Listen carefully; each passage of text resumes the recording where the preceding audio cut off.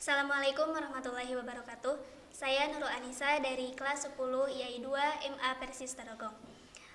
Saya di sini akan melanjutkan setelah tadi perbincangan bersama Najwa tentang kewarganegaraan ya Ustaz. Iya. Sekarang kita ingin sharing tentang kemerdekaan beragama dan berkepercayaan di Indonesia itu seperti apa Ustaz? Baik, kemerdekaan beragama di Indonesia adalah kebebasan warga negara Indonesia untuk melaksanakan ajaran agama dan untuk mempercayai ajaran agama. Jangan disalahartikan kebebasan beragama itu adalah mencampur adukan nilai-nilai atau ajaran agama-agama. Itu dilarang. Kemudian jangan pula kemerdekaan atau kebebasan beragama itu dipahami sebagai kebebasan untuk tidak beragama. Nah, ini salah gitu ya. Jadi kebebasan beragama itu warga negara Indonesia itu wajib memiliki agama dan melaksanakan ajaran agamanya. Karena kalau tidak beragama itu nanti masuk terjebak kepada ateisme yang mendekat kepada paham-paham komunisme yang dilarang oleh negara. Baik Ustaz. Dasar hukum dari kemerdekaan beragamanya apa? Dasar hukum sebagai kemerdekaan beragama adalah Undang-Undang Dasar 45 pasal 28E, kemudian pasal 28I dan pasal 29. Di sana jelas mencantumkan tentang kebebasan beragama, kebebasan menjalankan ajaran agama tanpa ada intimidasi atau paksaan dari pihak manapun termasuk negara. Negara tidak berhak untuk memaksa seseorang untuk pindah agama. Dari agama satu ke agama lain itu dibebaskan oleh negara untuk mempercayai atau memiliki. Nah, yang terpenting adalah masyarakat atau bangsa Indonesia itu masyarakat yang beragama, yaitu berketuhanan yang Maha Esa. Kan Ustadz, kemerdekaan bangsa Indonesia itu menyebabkan Indonesia mempunyai keberagaman dalam agama. Nah, bagaimana cara kita membangun kerukunan di tengah keberagaman itu? Luar biasa pertanyaannya. Membangun kerukunan adalah membangun kesepahaman antar masyarakat beragama di Indonesia. Nah, membangun kerukunan ini bisa disimpulkan atau bisa digambarkan dalam 3 trilogi kerukunan. Pertama, kerukunan intern agama, kerukunan antar umat beragama, dan kerukunan antar umat beragama atau antar agama dengan pemerintah. Contoh dari kerukunan intern umat beragama, misalkan di Islam itu banyak ormas Islam. Terbesar di Indonesia adalah NU Muhammadiyah. Nah, itu harus dibangun kerukunan itu. Jangan sampai perbedaan fikih justru mengancam terhadap keutuhan NKRI. Kemudian kerukunan antar umat beragama. Misalkan antara umat beragama Islam dengan Katolik atau Nasrani, Hindu dan Buddha itu harus dibangun kesepahaman. Tapi jangan pula ada tadi sinkritisme, artinya mencampur adukan ajaran-ajaran agama, itu pun dilarang. Dan yang ketiga adalah kerukunan antar umat beragama dengan pemerintah.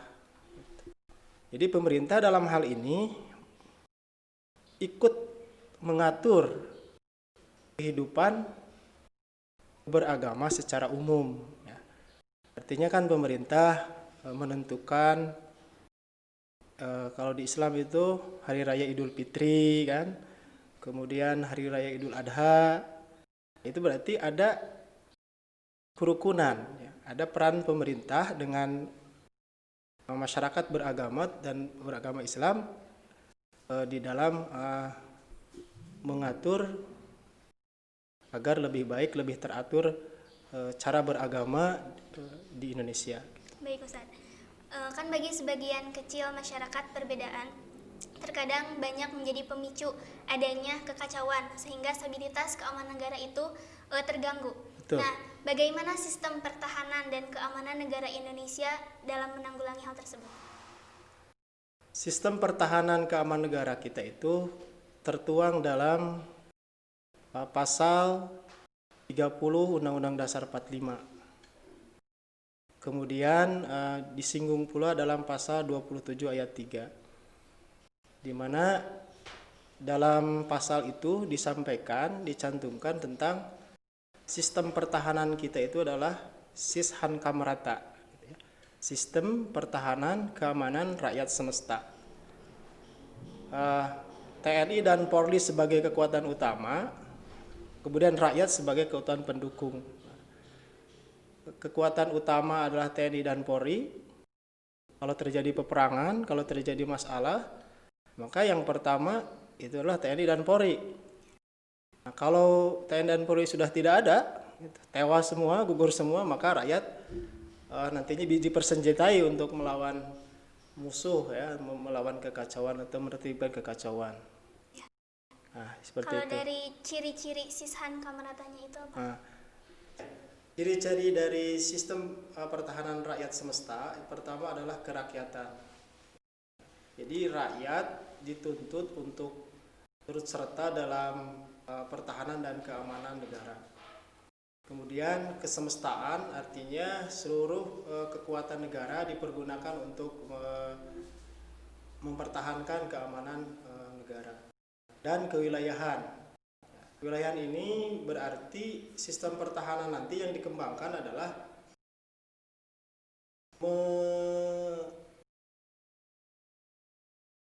cakup seluruh wilayah negara kesatuan Republik Indonesia dari Sabang sampai Merauke.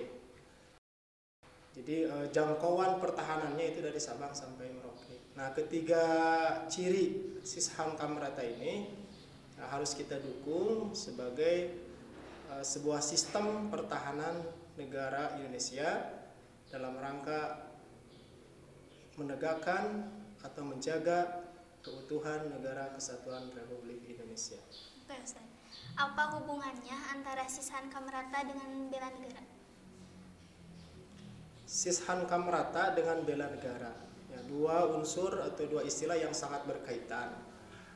Bela negara itu adalah upaya dari masyarakat, dari rakyat yang diatur dalam Undang-Undang Dasar 45 pasal 27 ayat 3. Di mana seluruh warga negara Indonesia itu berkewajiban atau berhak untuk bela negara.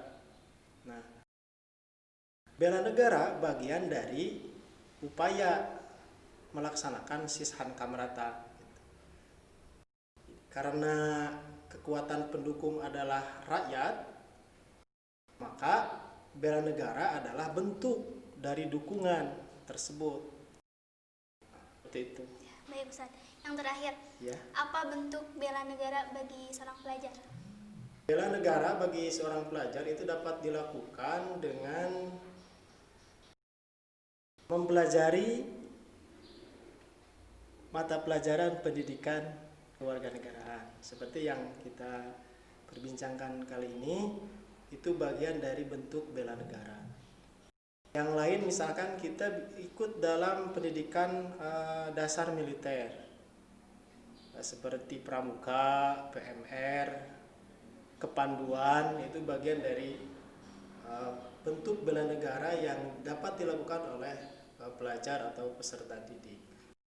Selanjutnya ada menolong orang saudara yang terkena bencana, kemudian ada pengabdian berdasarkan profesinya sebagai guru, dia mengabdi sebagai guru dengan sungguh-sungguh.